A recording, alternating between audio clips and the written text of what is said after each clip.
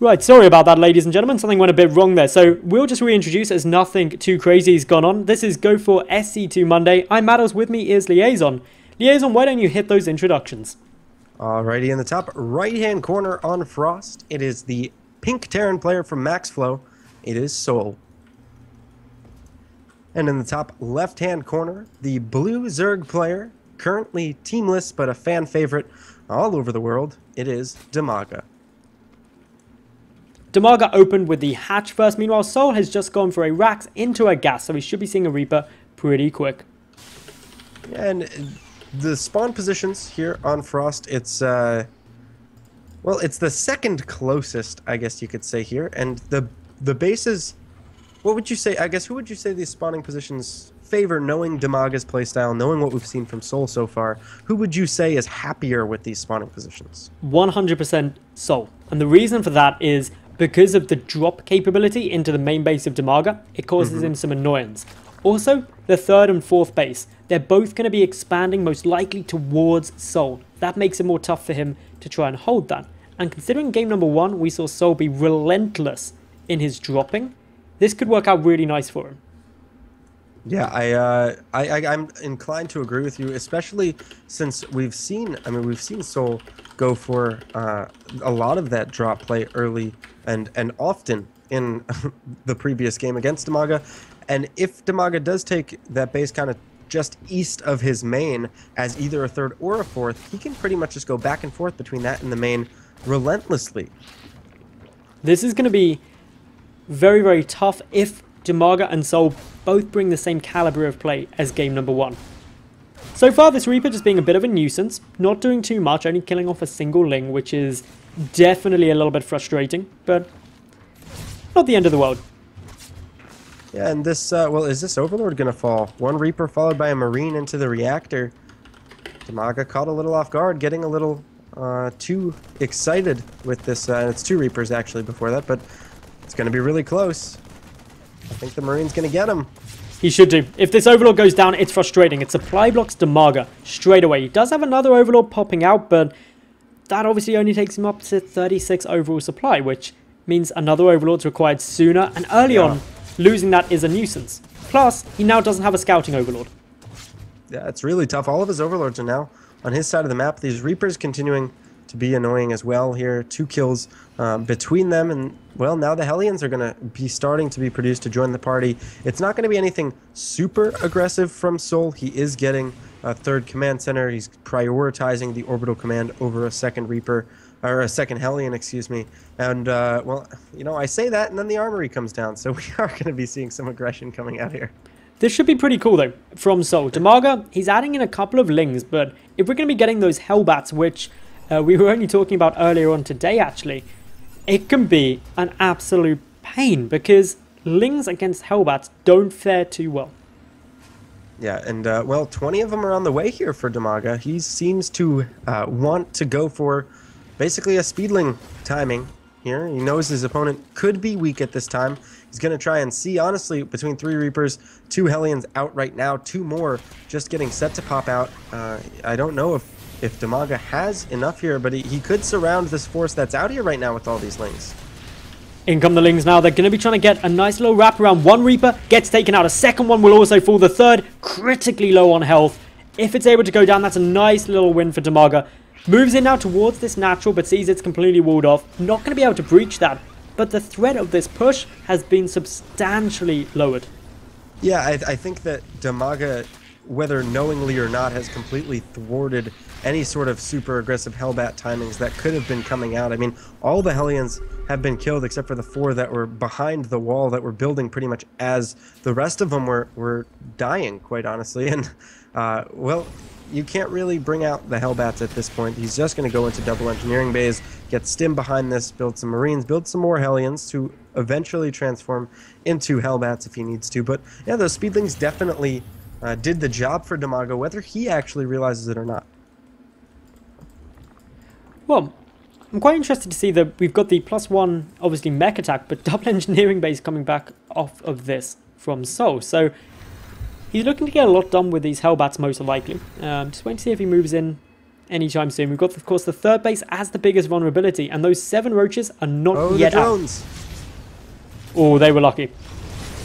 A couple of them do fall here, and the Hellions will kind of run back. These Lings are still looking for a way into the base, but souL being quite diligent with lowering that depot behind any Hellions. Now the Hellbats are transformed in, +1's not done yet, so these are just kind of normal Hellbats here who will, it looks like, get caught here. The Lings should not be here. You should just allow the roaches to pretty much kite them around, but, well, at the end, all the Lings should pretty much get cleaned up unless these Hellbats decide not to fight. They are going to turn around, slowly taking them out. Obviously, those Lings are just units pretty much for free there. So a nice little donation from Dimaga to souL's unit killed fund. But hey, this is still early time. If we look at the resources lost, pretty low on both sides. Are these 7 roaches going to be able to get much damage done? It doesn't look like much. The SCVs are pulled maybe excessively here a little bit. This bunker does need to finish, but once it does, the Marauder plus the Marines should be more than enough with the repair in order to protect souL, and it looks like it's exactly what's going to be happening here. Dimaga actually still making a couple extra roaches behind this. Maybe a bit of a blunder, but he is starting +1/+1, getting a Baneling Nest as Lair is finishing, so he can go right into that Baneling speed if he so chooses. souL is pretty low on units right now. He's only got 11 Marines and 2 Marauders, and Dimaga, again, he's kind of at that mid to low 60s as far as drone count. And he's stopped there for the moment. He's building a couple of them, but he really wants to be higher on the drone count with this 4th base coming down. The 4th base on its way is a really big, important step. It means that Dimaga isn't going to be that far behind in terms of the overall base count. He's also got the macro hatch being added in too. That's another nice addition, going to really allow him to start ramping up that production. My concern for Dimaga, he's literally, as I said it, alleviated it. Down comes the Spire. I was about to say that was running a bit late, but there it comes. So Dimaga going into that nice mid-game composition, Zergling, Baneling, Mutalisk. As long as he controls well, he's in a much better state this game. There's this double drop coming towards the newly establishing 4th base here. It's going to be spotted by a couple of Overlords, and this is kind of what we talked about. The 4th and the main are so close together. The Lings go to protect the 4th. The drop comes into the main here, and there aren't enough Lings at the top there to deal with this. The double drop's going to stem, and he's going to go for the extractors. It's actually really smart, and then he should just lift off. He does. The price is either a Marauder or 2 Marines, depending on which of those fell. I couldn't quite catch it with all the excitement going on, but either way, nice little play there from souL, kind of taking what he could get. And getting that extractor is actually quite a rough loss for Dimaga. It limits some of the either Mutalisk or Baneling production he's going to have due to lowering his gas count. But is that going to make a difference? In comes Dimaga from all angles. Only 3 Banelings there, and with the lift up, the majority of that infantry is able to back away to safety. Yeah, really fortunate there for souL that he had, you know, the Medivacs there to just pick up and get on out of there.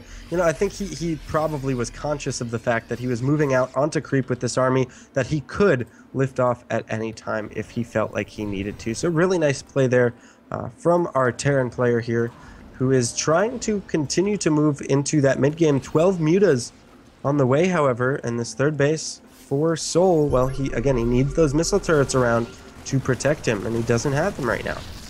An Overlord will get taken out, but the infantry moving in towards that 4th has to be picked up. Quick little double pickup there, and with the Medivac going into the main as well, Dimaga is going to get really pulled in multiple directions. With the mutas though, should be enough to clean up most of this.